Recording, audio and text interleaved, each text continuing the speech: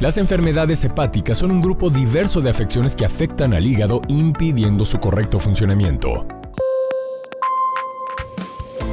Y continuamos en este segundo bloque de entrevistas con este tema importante sobre las enfermedades hepáticas. Y bueno, doctor Marco, quisiera que nos hables un poquito sobre el tratamiento de las enfermedades del hígado o cirrosis y si llega a algún momento en el que ya no contamos con ningún tratamiento. Claro que sí. El tratamiento va enfocado en la causa de la cirrosis. Una vez que se detecta ya enfermedad hepática mediante las pruebas de sangre, ultrasonido que comentábamos, el tratamiento va enfocado, hay que establecer la etiología, la causa que llevó a esa cirrosis. Obviamente, si fue una hepatitis autoinmune en la que pasaron muchos años en el que ya está en fase de cirrosis y ya no puede uno modificar lo que era la enfermedad autoinmune, bueno, viene otro tipo de tratamientos, pero cuando se detecta tempranamente la hepatitis autoinmune, podría uno llegar a evitar hablar de cirrosis terminal con inmunosupresores y con manejos específicos. El hígado metabólico, el hígado graso, tratando las condiciones coadyuvantes de sobrepeso, diabetes, generalmente con ese control metabólico va a poder uno frenar o modificar el curso de la enfermedad del hígado, reducción de peso. Existen actualmente pues, alternativas desde nutricionales, de actividad física, higiene, lo que es higiene, hábitos higiénico-dietéticos saludables y además farmacológicos y hasta quirúrgicos para atacar este problema de fondo que sería el sobrepeso y que en mi opinión es la epidemia que viene actualmente. En los últimos 20 años ha ido incrementándose en forma muy importante el número de personas que llegan a requerir tratamiento avanzado de cirrosis o incluyendo trasplante por esta causa de esta enfermedad. Si es por hepatitis virales, bueno, existen los tratamientos que ya comentábamos que son actualmente muy eficaces, muy eficientes para curar la hepatitis C y para controlar la hepatitis B. Bueno, no vamos a abundar en enfermedad alcohólica, sabemos cuál es la mejor prevención, estrategias psicosociales y familiares de acompañamiento que eviten llevar a una situación que eventualmente se esté hablando de enfermedad hepática terminal. Conforme avanza la enfermedad hepática, se va a requerir equipo, y entre más se enferme la persona o más grave esté, equipos multidisciplinarios de gastroenterólogos, internistas, nutriólogos y un seguimiento crónico de estos pacientes. Y respondiendo a la pregunta específica, si llega un momento en que pueda ya no haber opción mediante tratamiento estándar médico, sí, en enfermedades avanzadas puede llegar el punto en el que sea nada más contención, el paciente ya con complicaciones terminales de enfermedad hepática, que pueden ser ya varices esofágicas, sangrado de tubo digestivo, ascitis recurrente, trastornos, peritonitis, incluso trastornos renales que son causados ya por la descompensación en el manejo de líquidos. Son pacientes que tienen que considerarse la terapia de sustitución hepática definitiva, que es el trasplante de hígado, que es un procedimiento que ha demostrado y que actualmente es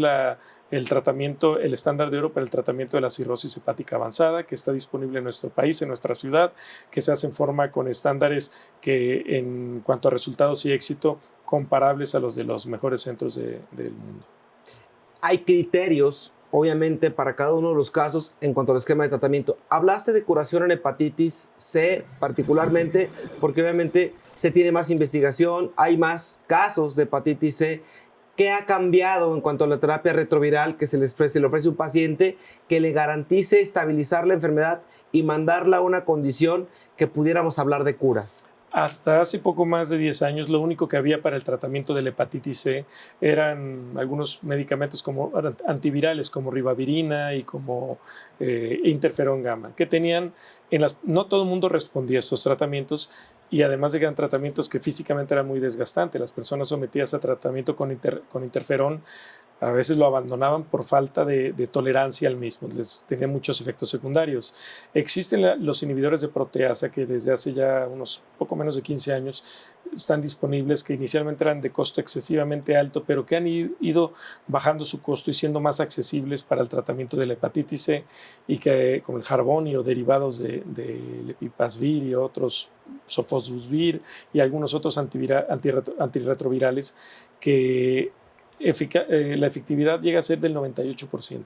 Tratamientos de 3 meses, generalmente al mes uno ya sabe quién va a ser buen respondedor y quién no a estos tratamientos, y lo que se ha logrado es eliminar el virus. Tan eficaces son, Julio, que incluso desde hace unos 4 años o 5, en algunos países ya se autoriza, a la hora de, hablando de trasplante, adelantándome un poquito, tomar órganos de personas infectadas con virus de hepatitis C que no tienen cirrosis y trasplantar esos órganos infectados en receptores con virus de hepatitis C, sabiendo que con estos tratamientos va uno a eliminar el virus. Inclusive se han hecho trasplantes de corazón y de hígado de personas infectadas en personas no infectadas, sabiendo que las vas a infectar en el momento del trasplante, pero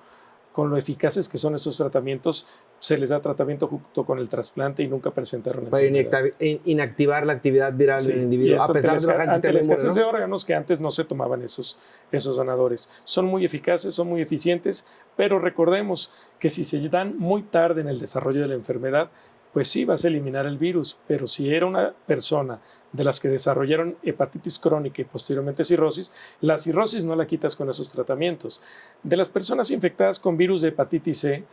todos los infectados con virus no van a infectarse, no van a desarrollar cirrosis, solo el 30% van a desarrollar inflamación crónica, que es la que con los años los va a llevar al desarrollo de cirrosis. Lo que se busca es tratar a todos los infectados con hepatitis C con estos tratamientos para eliminar el virus.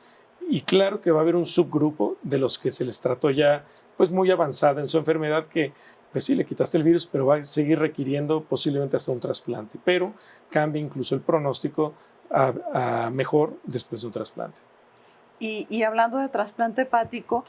¿cuál es el proceso que debe de llevar el paciente para poder integrarse en una lista larga a nivel nacional? Generalmente, la persona que tiene una cirrosis tiene su médico tratante, que es el que va a detectar la cirrosis, le va a estadificar y es el que lo va a referir a los grupos, nos lo refiere a los grupos de trasplante de hígado, que vamos a, al igual que en el trasplante de otros órganos, se cumple con lo que se llama el protocolo. Estudios de protocolo ya establecidos y, como su nombre lo dice, protocolizados para, número 1, confirmar que la persona tiene una enfermedad que se le puede mejorar la vida con un trasplante. Número 2, que no tiene condiciones que impidan ser sometido a ese trasplante. Impedimentos, por ejemplo, podrían ser que, bueno, si tiene cirrosis, pero además tiene algo que me impide trasplantar, o alguna complicación ya del corazón, de los pulmones, o algún cáncer o alguna infección activa que nos impida considerarlo candidato adecuado en ese momento. Ya una vez que completa sus estudios de protocolo, y además de evaluaciones por diversos especialistas. El paciente para trasplante de hígado es visto por cirujanos, gastroenterólogos, imagenólogos, psiquiatras, nutriólogos, para que al final y en forma colegiada se establezca que es un candidato adecuado, con un riesgo adecuado y aceptable para el trasplante. Se presenta su caso en el comité de trasplantes de algún hospital con licencia y con infraestructura apta para realizar este tipo de procedimientos, y es cuando ya se integra la base de datos de pacientes en espera de trasplante de hígado. Generalmente en México existe en cada momento que uno cheque ese listado del Centro Nacional de Trasplantes, entre 350 y 400 personas en espera de un trasplante de hígado. Y bueno, aquí ya dependiendo de la actividad de donación en el sistema de salud en el que esté esa persona, pues es el tiempo, el grupo sanguíneo y algunas otras cuestiones, hasta antropometría, a diferencia de un trasplante renal que pues básicamente un riñón, a excepción de los niños muy pequeños, a casi cualquier adulto no va a haber problema de tamaño en hígado si tomamos en cuenta, al igual que en trasplante de corazón, la talla, peso, estatura, perímetro abdominal del donante y del receptor para poder realizar el procedimiento. Y eso entra dentro de compatibilidad. Y finalmente, ya que se dan las circunstancias con un donador compatible en grupo, peso, talla y todo eso, y la persona que está en espera también compatible en todos esos aspectos y sus tiempos de espera, es cuando puede suceder su trasplante.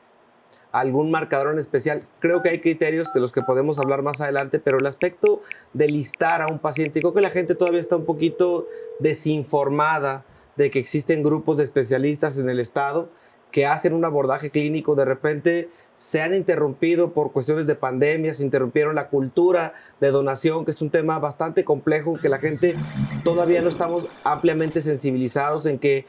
la distribución de órganos a nivel nacional se da de manera muy competitiva. Hay aspectos importantes a considerar como aspectos antropométricos que quizás uno como nefrólogo diría que el aspecto clínico no sería importante porque dices, es un órgano que vamos a implantar en otra cavidad, pero un hígado, un órgano de tal capacidad, tienes que contemplar el espacio donde se va a colocar y vas a explantar un hígado, vas a implantar otro órgano, aspectos importantes que usted que nos ve en casita tiene que considerar y que obviamente los expertos que realizan este tipo de cirugías tienen que abordar clínicamente, conocer al paciente desde imagenológicamente por ultrasonido y otras cosas, tomográficamente para identificar al paciente y saber qué riesgo para que un trasplante sea exitoso. Vamos a ir a un corte comercial y continuamos en Torre Médica.